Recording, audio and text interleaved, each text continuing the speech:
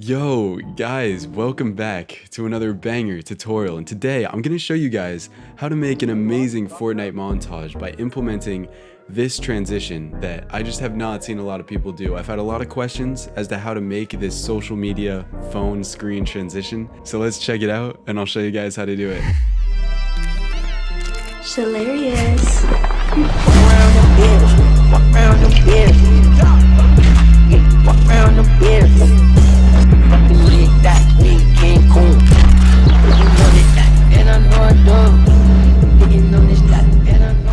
Now you're probably thinking like, Shill, that transition was cool, but I'm not going to be able to use that. Well, look guys, I provide the file and show exactly how I made this. So once I show you how to do this, you could literally twist it in any direction you want and just make it look awesome. And guys, even if you're new to After Effects or you're thinking about trying it and you want to test it out, you can still follow this tutorial. So let's get straight into it. And guys, I'm not going to show you how I do like the trippy stuff in the beginning. I just want to focus on the transition because there's a lot to learn there. But if you guys want to know some of the secret sauce behind those intro effects, I use this website called Production Crate to get my overlays, because a lot of people ask me like, Shill, where do you get your overlays? And this is a website that I use a lot, and they also happen to sponsor this video, which means that if you guys click the link in the top of the description, not only does that support me, but you get amazing overlays. So that link is in the top of the description. Just click that and you can check out amazing overlays and upgrade to get whatever you want from their website. Alright guys, I'm in my main composition here. We got this little impact and then this dope phone transition right here. So I was originally gonna make the tutorial on this impact, but there's so many impact tutorials, like my last tutorial, which is in the top right if you guys want that one, and just a lot on YouTube. And if you guys have an amazing transition that nobody has seen, it's just gonna stand out even more. And you can do this a few ways. I'm gonna show you guys one main way and then a bonus way if you're interested. So let's jump straight into it. And this is my project panel. So this is how I like to organize my project files. Nothing crazy, it's just organized. So this is my main comp. Let me hop over to this other comp, my tutorial composition, where I just have the raw clips. So guys, all I did was import the clips and add a slight bit of syncing, and that's all. So as you can see, the first clip plays. Boom, no effects or anything, and then there's a black space, and then the second clip plays.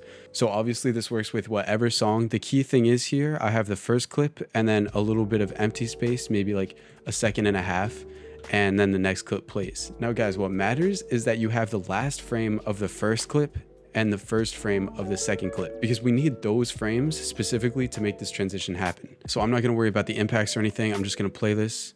Some black space is gonna happen, and let's put the phone transition in this black space. So I have this phone picture that I made. It's gonna be in this tutorial folder. So if I just put this in the composition and import it, you could see that it's just like a long mobile Instagram. Guys, I've put this picture in the description below, so if you want to follow along, feel free to download that and I'll show you exactly how it works. Now guys, all I did to make this was open up Instagram, scroll down, and then stitch together the pictures so that I have like a very long version of the mobile phone. And you'll see why having this is so important. So let me show you guys my process. Once you're happy with where the first clip ends and the second clip starts, we're gonna take those frames and download them. So to do that, I'm gonna go to that frame and then go to composition, save frame as file.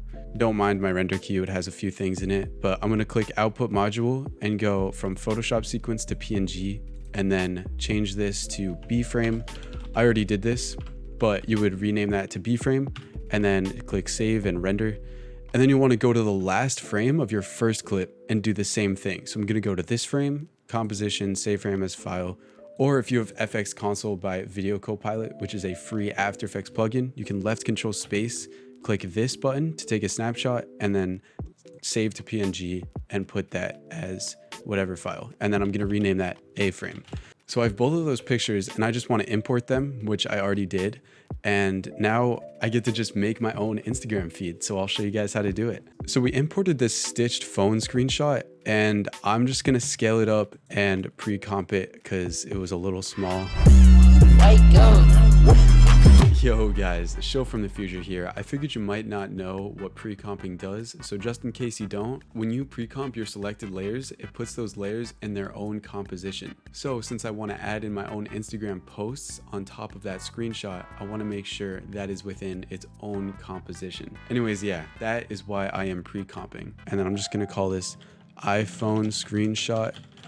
So let's open up this iPhone screenshot, and now I can put my A-frame into the composition, and literally all I gotta do is just scale it down and match it up.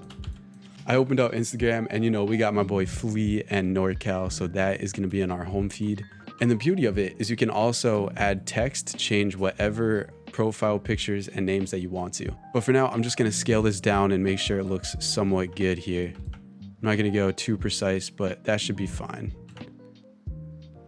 Okay, good. And then I'm gonna do the same thing with my B frame, and I'm gonna scale that down, put it onto the NorCal post. So, you know, we're on Instagram here, and it would be a shame if you guys were missing out on my own Instagram post. So if you guys want to see what I've been posting, some amazing things, my Instagram is shill_fn, and the link to it is in the description below if you want to just drop me a follow and check out my posts. I think you guys would like it. So I'm just going to scale this down, make sure it looks good like the other one. And great, I'm gonna fit this back to 100%. And look, we have Instagram on After Effects. This is crazy, guys. Obviously, if you want to touch this up, you can do that and add some extra things, but I think for now, this actually looks amazing. So what I'm gonna do now is select all of these with Control A, right click, click Pre-Compose, and call this iPhone with frames, and then click Enter. And great, so now if I scale this up, you guys can see how we can scroll this. So that's the key thing. And I'm holding Shift to keep this. Okay, really? If I hold Shift and scale this up and then slide it, you can see how we can control our own Instagram feed. So that's what we want to do. Let's scale this up to something that looks pretty good. Something like that. Maybe it's a little too big. We'll do like that maybe. And then Instagram has a top part and a bottom part where you can like choose whether you're on explore page or your profile, obviously. So we need to duplicate this twice. So we're going to rename the top one to top, this middle one to bottom. And then I'm going to color code this just so it's a little more organized to make it like blue. So top is this Instagram part. So I'm just going to zoom in here and click Q to take out my mask. And now I can draw a mask over the Instagram logo. So that's just going to cover this up. So if I just slide this over, that's going to make sure that this part is separated. If you don't understand why we're doing this, it'll make sense in just 1 second. But it's very important that we mask out the top part of Instagram and the bottom part. So this bottom part, I'm going to slide upwards. I'm going to click P and just bring it up. And see how we have this bottom menu from Instagram? We need to also isolate that. So let's click on this bottom layer and draw another mask. So we just have this. And then you can double click on that mask to adjust it like that. And then I'm gonna go back to this and fit up to 100%. And great, now we're all set. Everything is lined up. And now look what happens when I start scrolling with the position on this iPhone with frames comp. It starts moving. Okay, bro, this mask is trash, bro. What the hell is that? Hold the phone. Why is this all weird? It's like weird, bro. Oh no, it's good. So we just gotta make sure this Instagram part is a little higher. I'm gonna scroll in here and just move that up so it's not clipping there. Okay, great. I just had that a little lower than it should have been. So now if I start scrolling, see if as I go upwards, I could just control Instagram. So that's exactly what we want to do, and put the position to a good spot here like that. So I'm going to set a keyframe for position, but I'm going to do it a little later in the composition so that I have a little bit of time to scale in. If that doesn't make sense, it will, don't worry. And then I'm just going to slide this down to where I want it to finish with Instagram here. So maybe somewhere like there. And this transition is probably going to be like 1.5 seconds. So don't want to make it too long, but maybe something like this. The beauty of it is you can keep messing around with these keyframes to make it a faster or slower transition. Because once you have this composition, you can do whatever you want. But I'm just going to do it like 1.5 seconds and then click F9 to easy ease those keyframes. And this, it's gotta be clean. You want people to be like, damn, bro, who made this? Because it's so freaking smooth. So I'm gonna open up the graph editor with those keyframes on position selected. And I'm in the value graph, but I wanna be in the speed graph because the value graph, I'm gonna have to separate the position dimension. So just go to speed graph, select this right side and just drag it a little bit. Guys, I go pretty in depth on the speed graph in this tutorial in the top right. So if you're more interested in how the speed graph works, watch that. Otherwise, this is still great if you don't want to just follow along. And mess around with this until you really like it. I'm also going to enable motion blur for this layer by clicking that, which toggle switches and modes will allow you to enable that if you can't see it. And let's check it out. Let's see how this transition looks. Wow, that looks like someone freaking scrolled down Instagram if you ask me. Maybe we can give ourselves a little extra space.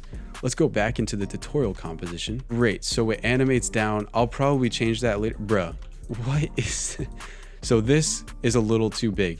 So we need to go back into our iPhone with frames and scale this so that it's not too weird. So maybe like that, and just fix it up. This is all procedural, guys. You can change this continuously as much as you want to. So that looks a little better. That's fine. With motion blur, it's gonna be perfectly fine. So I can adjust the timing of the scroll whenever.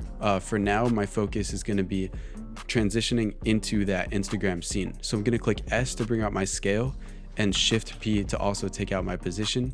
I'm gonna set those keyframes and just drag them a little later. And then let's scale this up so that it covers the screen. So we're gonna cover it like this, bring it up a little bit.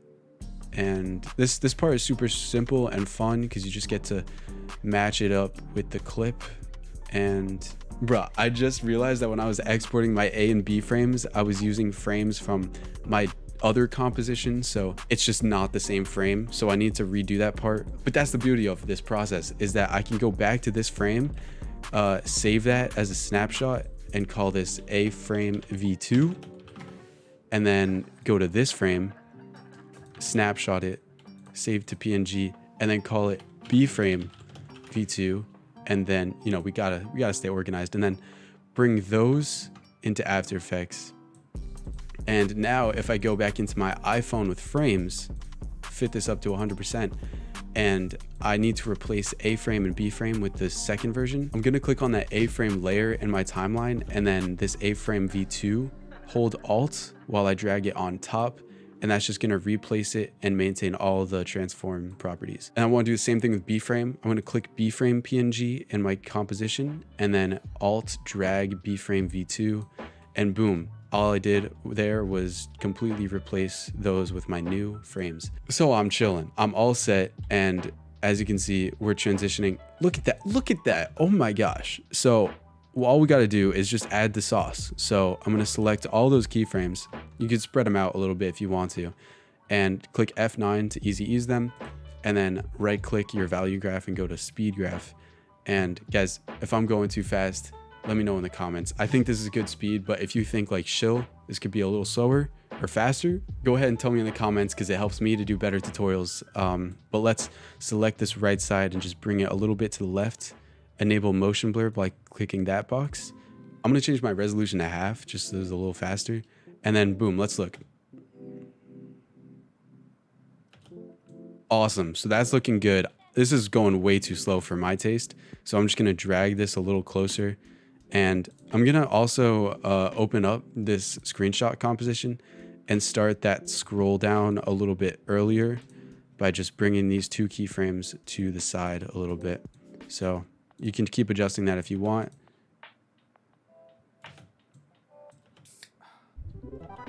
Okay, so that transition is awesome, but I think we need more time. So I'm actually gonna slide this clip to the right a little bit just to give us a little more time. If you want it to be fast, you could do that, but this is just a few frames later. So I just slid that to the right a little bit to give us a little more time to execute the transition. So now it's coming out of the phone, and I want it to stay at this position and scale, which is default, and then start going back into the phone. So to do that, I need to copy and paste the current transform properties. So I'm gonna select these two keyframes for position and scale, Control C and then Control V, and just paste them a little bit later on that layer. And then for that last frame, I'm just going to scale it back up, which is perfect, and bring it like that. Awesome. Smooth. Great. And let's just slide that out. And now we have this animation. I'm going to open up Graph Editor for those and select them and click F9 again just to reset the graph. And then I'm going to do this kind of animation so that it's fully to the right. Okay, so let's see that animation. So it goes out. That looks clean. That looks awesome. I think this can actually be a little faster on second thought. My bad, guys. I'm actually going to bring that a little bit behind and just make this transition faster. So I'm going to drag these keyframes a little bit earlier as well and just move this over. So I'm just shortening the duration of the transition. And then I'm just going to move the clip over because you want those last keyframes to match up with that frame. So let's check out that. Getting there. Just going to tweak that and move it a little closer. I think it could be a little longer, so I'll do it like that. I'm going to select this top clip and just match it up. As long as those last keyframes are matching up with the first frame, it doesn't really matter. So let's just do... Okay, that looks really smooth. And then I'm going to make this a little sharper on the speed graph and stretch out those position keyframes. I'm just going to peak it a little bit. So I think that's a good graph. I have a slight peak in the middle, just dragging this handle here and having this handle a little over there. So yeah, it's not like in the middle, but it's a little set to the left. So it's going really fast. I'm just trying to make something that looks like someone's actually scrolling. But I think that looks good. And it's a good duration. So let's check out that animation with the actual transition. Okay, wow, that actually looks awesome. And then once you add like an impact and a build up and stuff, I think that would look awesome. All right, guys, now that is how I do my phone transition. I covered the main thing. And if you guys want to do more with that transition, you could add maybe some blur or some shake. And I also show you guys how to add some 3D touches to make this look even cleaner. So if you're interested in watching that, I have uploaded it to my Patreon, which for as low as $1 a month, you can support me and get access to exclusive content. So my Patreon is in the description if you're interested. I'm gonna end the tutorial there, guys. We covered a lot, so I hope it was helpful, and I hope you guys have a wonderful rest of your day. And stay cozy, stay comfy, and stay hydrated. Peace.